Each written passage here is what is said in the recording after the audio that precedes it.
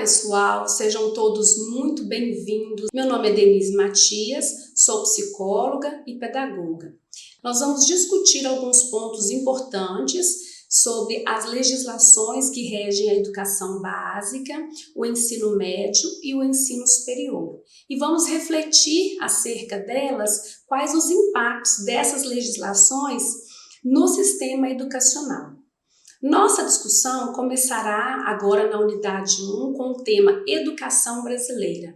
Então nós vamos perpassar rapidamente por alguns pontos históricos da educação brasileira, até nós chegarmos de fato a conversarmos sobre cada uma das leis que regem o sistema educacional brasileiro. Então acompanhem pelos slides de vocês que eu vou acompanhando por aqui. Então, a educação, ela está sempre relacionada ao panorama atual, ao contexto social, político e econômico do país. Isso quer dizer o quê? Que todas as mudanças que acontecem no âmbito social, no âmbito político, têm impactos diretos na educação brasileira. Então, o que quer dizer esses impactos? Isso quer dizer que, se nós temos uma legislação vigente e existe alguma mudança no cenário político, no cenário social, essa legislação vigente sofrerá alguma alteração para que ela possa atender todo o sistema educacional brasileiro. Então, é isso que eu estou dizendo para vocês, da importância do que a gente está vivendo, do cenário que nos cerca, e de como as leis vão se modificando para poder atender as demandas emergentes. Então, nesta unidade, unidade 1, Educação Brasileira, nós abordaremos os aspectos gerais que estão relacionados à própria educação, dentro do Brasil. Nós não vamos falar no cenário mundial, nós não vamos trazer essa perspectiva aqui, bem como a forma de organização e as modalidades e os sistemas de ensino. Então, nós vamos perpassar de uma forma geral por toda a educação brasileira. Então, quais são as leis que regem a educação no Brasil? Então, nós temos a Constituição Federal de 1988, As anteriores também fazem menção à educação, às modalidades de ensino. E a Lei de Diretrizes e Bases da Educação, a LDB, Lei 9.394 de 1996, que inclusive já sofreu inúmeras modificações ao longo dos anos, que ela foi promulgada em 1996. Então, quando a gente começa a pensar que existem duas grandes leis aí que regem a educação no Brasil, a gente avança a discussão um pouquinho pensando em quais níveis que a educação brasileira é organizada. Então, quando a gente pensa educação brasileira, nós pensamos numa visão macro. Agora a gente vai destrinchando e pensando nos níveis escolares. Então, nós temos a educação básica, que são dois níveis, Primeiro, educação básica, e o segundo nível, educação superior. Então, na educação básica, nós temos a educação infantil, o ensino fundamental e o ensino médio. E na educação superior, os cursos sequenciais por campos de saber, Cursos de extensão, de pós-graduação, de graduação, enfim. Então, são esses dois níveis escolares que nós temos dentro da educação. Então, pensou educação, pensamos em nível de escolaridade, básico e superior. Então, enquanto pedagogos, vocês trabalharão, atuarão dentro da educação básica, seja na educação infantil, seja no ensino fundamental, seja no ensino médio, tornando-se, graduando-se, tornando-se professores mestres ou doutores, vocês poderão atuar na educação superior. Vamos pensar agora, desses dois níveis de ensino, vamos pensar agora na educação básica. Então, eu comecei falando para vocês da educação infantil. Então, a educação infantil, ela corresponde à primeira etapa da educação básica. Então, nós temos duas etapas. A primeira é com a educação infantil. Então, as crianças que têm de 0 a 3 anos, elas podem ir para as creches e a educação é gratuita, mas não é obrigatório, isso é muito claro na LDB. Então, de 0 a 3 anos, meu filho pode ir para a escola? Pode ir para a escola. É obrigatório? Não é obrigatório e é um dever do Estado. Então, é uma educação gratuita. O que não impede você também de colocar o seu filho numa escola privada, né? Mas nós temos essa política pública aí que oferta às famílias creches e a educação gratuita. Quando a gente pensa na pré-escola, a gente está falando de crianças de 4 e 5 anos de idade. A pré-escola também é gratuita, também é uma política pública. E o que difere a pré-escola da educação infantil? A pré-escola é obrigatória. Toda criança, né, com 4 anos de idade é obrigada a ir para a escola. É um dever do Estado oferecer e um dever também da família de matricular essas crianças na escola. Então, só resgatando, educação infantil 0 a 3 anos, não é obrigatória e é gratuita. Pré-escola 4 e 5 anos, obrigatória e gratuita. E qual é a finalidade, gente, né? Tanto da educação infantil quanto da pré-escola? Desenvolver os aspectos físicos, intelectuais e sociais da criança, complementando as ações da família e da comunidade. Então, a criança não vai para a educação infantil e nem vai para a pré-escola, né, sendo ou não obrigatório, para ficar lá sem fazer nada. Existe uma finalidade, né? Foi pensado um objetivo para que essas crianças frequentassem a pré-escola e a educação infantil, que seria, no caso, o desenvolvimento físico, intelectual e social, complementando as ações da família. Dando sequência, né? Falamos da educação básica, da educação infantil, aí vamos para o ensino fundamental. O ensino fundamental, ele tem duração de 9 anos e ele começa a partir dos 6 anos de idade, ou seja, quando a criança ingressa no primeiro ano, que era o antigo terceiro período, né, que falava-se antigamente, que era incluído, inclusive, na educação infantil. Então, ele sai da educação infantil, transforma-se em primeiro ano e entra para a modalidade do ensino fundamental. Então, a partir de 6 anos, a criança já está no ensino fundamental. E ele tem duração aí de 9 anos.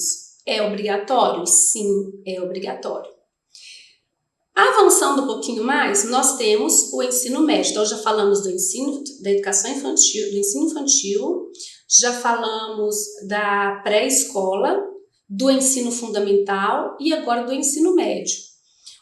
Eu não disse para vocês que a educação infantil era a primeira etapa da educação básica? O ensino médio corresponde à segunda etapa da educação básica e ele tem duração de 3 anos. Então, primeiro, segundo e terceiro ano do ensino médio. Também é obrigatório. E qual é a finalidade, tanto do ensino fundamental quanto do ensino médio? Formação básica do cidadão de forma global diante da dimensão cognitiva e no desenvolvimento de competências socioemocionais conforme o BNCC, Base Nacional Comum Curricular, ou seja, toda a educação básica, desde a pré-escola, desde a educação infantil, pré-escola, ensino fundamental e ensino médio, estão alicerçados, estão ancorados na BNCC, que prima pelas competências pelas competências socioemocionais. Então, se você chegar e procurar um projeto político-pedagógico de uma escola, uma matriz, alguma coisa assim, você vai encontrar lá, não a BNCC escrita, né? Mas tudo aquilo que apregou a BNCC, que dá suporte para que esses cursos, né, para que a educação infantil, para que a pré-escola, o ensino fundamental, o ensino médio, eles se sustentem enquanto níveis de educação. E aí, a gente avançando ainda um pouquinho mais, lembrando, né, da obrigatoriedade, que apenas a educação infantil não é obrigatória, que é o período da creche até os 3 anos, a gente chega ao ensino superior. No ensino superior, nós temos os cursos sequenciais por campos do saber, nós temos graduação, nós temos pós-graduação, que está aí o mestrado, o programa de doutorado, de pós-doutorado e programas de extensão.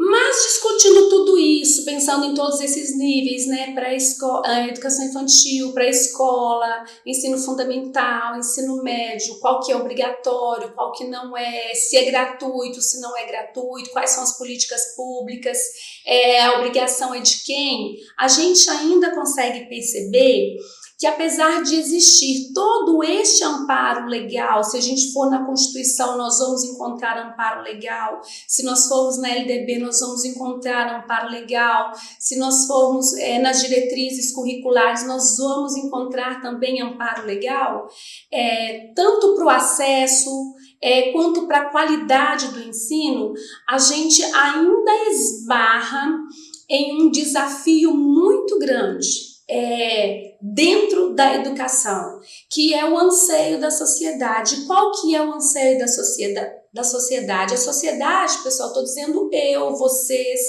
né, os familiares de vocês, os próprios alunos, os pais de alunos, que tenhamos uma educação que realmente prime pela qualidade, que tenhamos uma educação que dê suporte à própria formação de professores, que os professores tenham uma formação de qualidade, para que isso possa se converter numa educação ministrada de forma assim,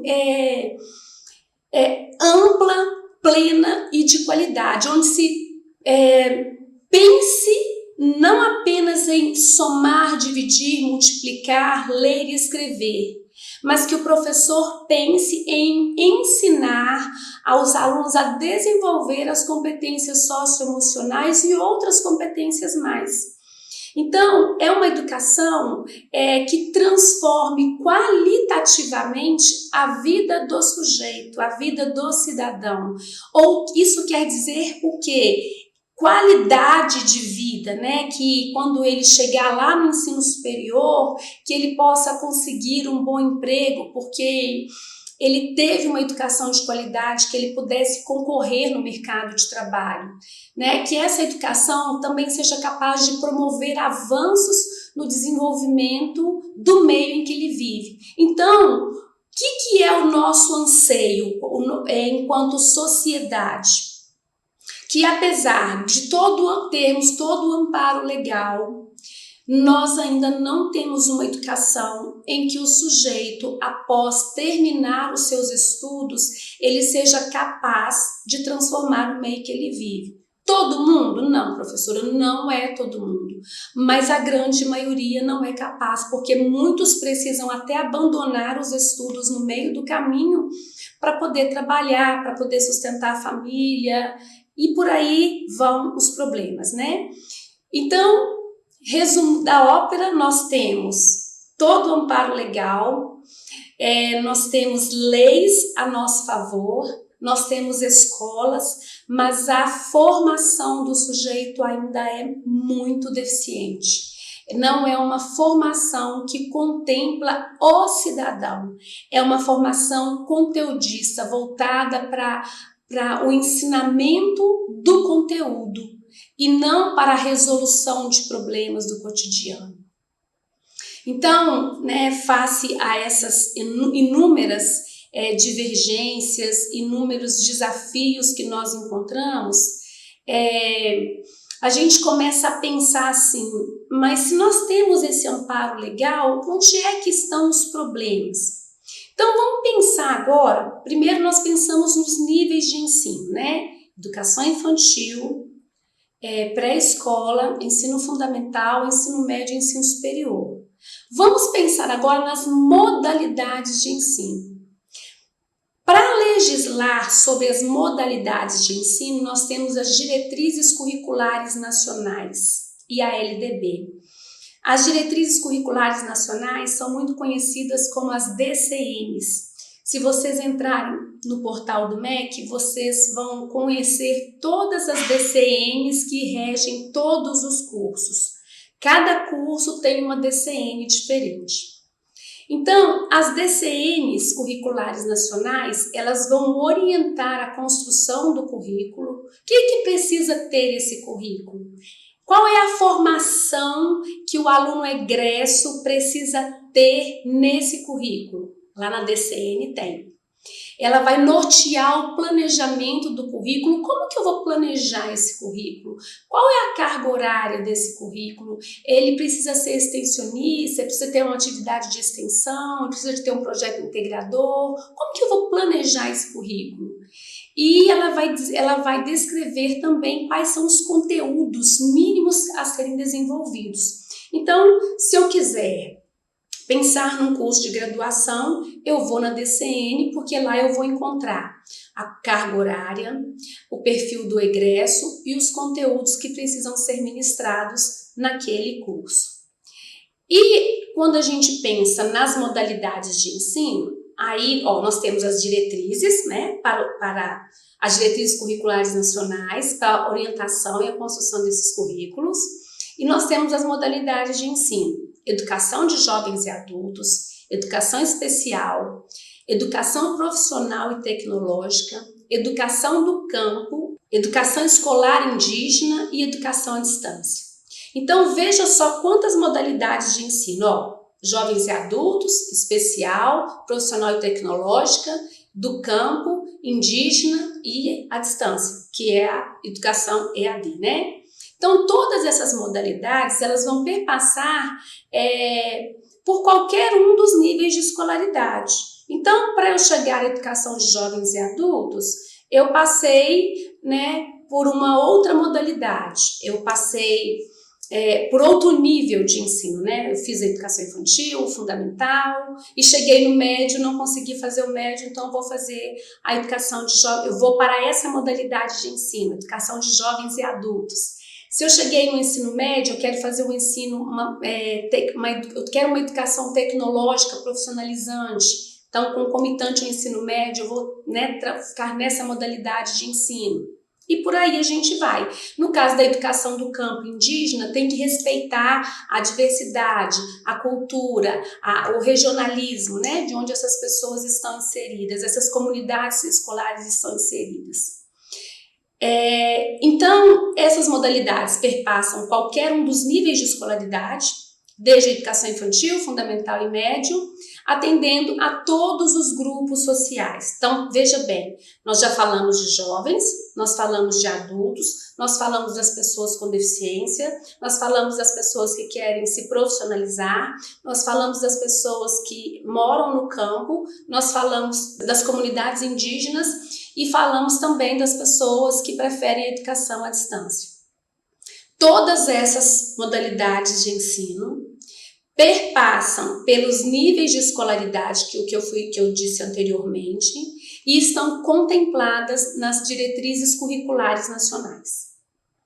Então, vamos pensar aqui, o que é educação de jovens e adultos? É a formação para os jovens ou para os adultos, né, que não conseguiram estudar na idade própria. Então, chegou a hora de fazer ensino médio, não pôde fazer ensino médio, está lá com 25, 28 anos, não quer voltar para o ensino médio, então ele opta pela modalidade de jovens e adultos. O currículo na modalidade de jovens e adultos, ele é completamente adaptado, de uma forma muito coerente com a realidade do próprio aluno e de acordo com as particularidades e com as diversidades. Porque dentro de uma sala de aula, na modalidade de jovens e adultos, eu posso ter um jovem de 25 anos e uma pessoa de 45, de 60. Nada impede. A educação profissional e tecnológica, EPT, que a gente costuma dizer, ela pode ser integrada no ensino médio, na mesma instituição.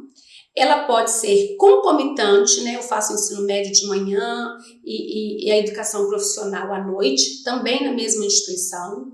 Ela pode acontecer no ambiente de trabalho ou ainda de uma forma subsequente, após o ensino médio, para os alunos, né, que já concluíram o ensino médio. Concluí o ensino médio, vou fazer um curso técnico profissionalizante, porque eu entendo que um curso técnico vai me possibilitar entrar mais rapidamente no mercado de trabalho.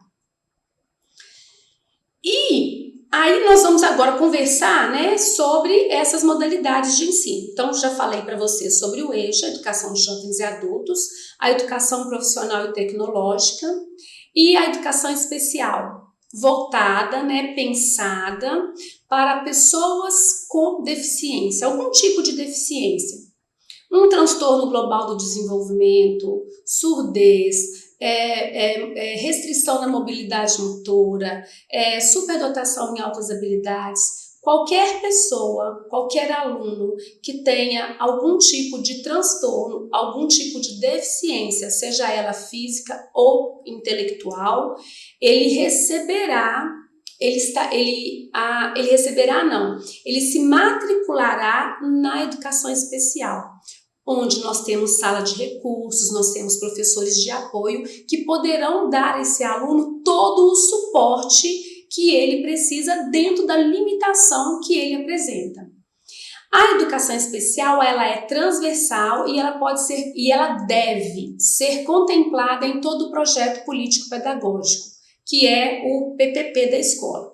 Então, gente, o que eu quero dizer que a educação especial é transversal? Ou seja, ela pode estar no ensino superior, ela pode estar na pré-escola, ela pode estar na educação infantil, ela pode estar na educação básica, ela pode estar no ensino médio. Ela pode estar em qualquer lugar, ela pode estar numa instituição especializada. A educação no campo, ela está voltada para os alunos que residem no campo, ou seja, pessoas que não estão dentro da cidade, que residem na zona rural, no interior mesmo da zona rural, e necessitam de algumas adequações, tanto no currículo da escola, como na metodologia de ensino. Porque de repente ele está no período de colheita, o período de colheita não é o período que ele pode ir para a escola. Então talvez o currículo dele é adaptado, possivelmente o currículo é adaptado nesse sentido. Em épocas de colheita não se vai à escola. Em períodos de plantio, né, que estão aguardando a colheita, após o plantio, eles vão estudar. Então o currículo da pessoa que reside no campo também é adaptado. Essa modalidade de ensino também possui um currículo adaptado. E já chegando ao fim das modalidades, nós temos a educação escolar indígena, que é organizada por uma pedagogia muito própria, muito voltada mesmo para essa comunidade indígena, porque ela precisa, né, além de tudo, respeitar as especificidades étnico-raciais. Não quer dizer que isso não aconteça nas demais modalidades, mas nós temos especificidades na modalidade indígena. A educação à distância, né, essa que nós estamos nela aqui agora, a modalidade que vocês escolheram, por isso que vocês estão me ouvindo aqui, me vendo, ela acontece por meio virtual, pode ter aula síncrona, pode ter aula assíncrona, ela é mediada pelos recursos tecnológicos, pelas tecnologias da informação e comunicação, e ela pode ocorrer em tempos e espaços diferentes. Não quer dizer que esta aula que está sendo ministrada para vocês agora, ela esteja sendo assistida por todos os alunos ao mesmo tempo. Cada um vai assistir essa aula no seu horário, no seu dia, no período que for melhor para o aluno. Então, a educação à distância, ela nos dá essa flexibilidade de horário para que os alunos possam estudar. E, por fim, a última modalidade, a educação quilombola, que é oferecida aos quilombolas, né? Que são um currículo e uma metodologia de ensino elaborados a partir das particularidades da cultura e da história dos quilombolas, que são negros remanescentes, né? Que são comunidades remanescentes dos quilombos. Então, essa modalidade de ensino também necessita de um currículo adaptado. O que entendemos de tudo isso? Que para cada modalidade de ensino, nós temos um currículo, que o currículo ele é flexível, ele não é estanque, ele precisa atender às especificidades de cada modalidade. E chegando ao final da unidade 1, né, nós podemos concluir que as modalidades de ensino são formalizadas principalmente pela LDB 9.394 de 1996 e pelas Diretrizes Curriculares Nacionais, as DCNs. e que cabe aos sistemas de ensino brasileiros assegurarem a acessibilidade de todos os alunos, além de garantir o efetivo funcionamento dessas modalidades de ensino, oferecendo oportunidade de educação para os diferentes grupos sociais brasileiros. É onde a gente conversou inicialmente que nós temos todo um amparo legal, mas que na prática isso não funciona como deveria. Então a gente encerra a unidade 1, Educação Brasileira, e na unidade 2 nós vamos conversar sobre a organização curricular. Até mais, pessoal!